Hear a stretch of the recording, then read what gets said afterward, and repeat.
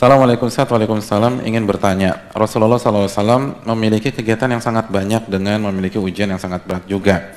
Beliau berdakwah, mengajar ilmu agama, bekerja mencari nafkah, memimpin umat Islam, mengatur negara, mendidik, dan bermain bersama anak-anaknya, menghabiskan waktu bersama istri-istrinya dan anak-anaknya yang banyak, serta rutin bangun malam, salat malam, dengan rutin berpuasa, dan masih juga belajar bersama malaikat Jibril. Sedangkan saya kegiatannya mencari nafkah saja. Untuk salat subuh berjamaah dengan menuntut ilmu saja masih butuh perjuangan yang tidak sedikit.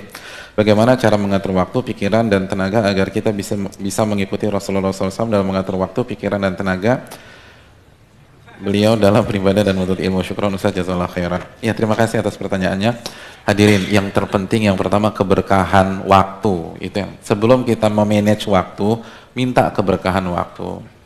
Dan diantara keberkahan waktu, antum jangan lupa zikir pagi petang. Dan kalau antum udah baca zikir pagi petang, paham apa enggak? Karena kalau kita nggak paham, kita nggak mentadaburi, nggak akan diterima sama Allah. Innallaha la yaqbalu du'aan min qalbin ghafilin lahin. Allah tuh nggak akan terima doa yang dipanjatkan dari hati yang lalai dan nggak fokus gitu loh. Jadi keberkahan itu penting. Semua dapat waktu 24 jam. Tapi kenapa Muhammad bin Ismail jadi Imam Bukhari? Kenapa Muhammad bin Idris dari Asy-Syafi'i? Kenapa Yahya bin Syaraf jadi Imam Nawawi? Karena diantaranya keberkahan. Antum bayangin Imam Nawawi itu meninggal kurang lebih di usia 45 tahun. 45 tahun. Dan judul buku yang beliau berhasil tulis, jadi jumlah buku atau jumlah judul buku yang berhasil beliau tulis itu di atas 45 judul. Jadi kalau dari hari pertama beliau lahir, antum masih nangis, beliau udah nulis buku, itu aja masih kelebihan. Jadi masih kelebihan setiap tahun. Bayangkan 45 tahun bukunya lebih dari 45 judul. Jadi kalau 1 tahun 1 judul, berarti dari hari pertama nulis itu aja masih kelebihan. Dan 1 judul itu bukan 1 jilid. Al-Minhaj Syarah Muslim, antum tahu berapa jilid? Ada penerbit 9 jilid, ada penerbit 10 jilid, ada penerbit 11 jilid. Al-Minhaj Syarah Sahih Muslim. Raudatul Talibin berapa jilid? Ada yang 9 jilid, ada yang 10 jilid. Bayangkan itu baru 1 judul. Riyadhus Shalihin berapa ribu hadis? Bayangkan. Kita ada yang 40 tahun, ada yang 50 tahun, baca syarah Muslim nggak tamat-tamat. Bayangkan, jilid 1-nya aja belum khatam, jilid 1 tuh. Riyadhus Shalihin belum khatam. Arba'in 42 hadis nggak khatam-khatam. Ini masalah keberkahan. Ini bukan masalah detik demi detik. Detiknya sama kok. Bahkan mungkin kehidupan mereka lebih susah daripada kita. Keberkahan. Makanya saya ingatkan, Syekh Muhammad bin Muhammad Mukhtar Shinkiti mengatakan yang penting itu keberkahan ilmu, bukan kontennya, bukan kuantitasnya, keberkahannya. Dulu ulama 1-2 hadis berkah, jadi ulama. Jadi minta keberkahan, minta keberkahan.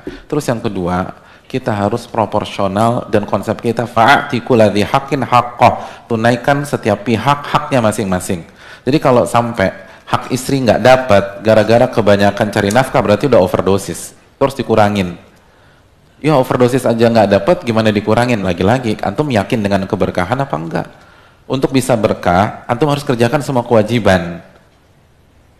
Untuk mengerjakan semua kewajiban, antum harus menunaikan hak seluruh pihak. Hak Allah, hak Rasul SAW, lalu hak orang tua, lalu hak istri, hak anak, hak keluarga, itu dikerjakan. Bismillah, kerjakan deh. Nanti Allah akan kasih pintu-pintu yang kita nggak duga.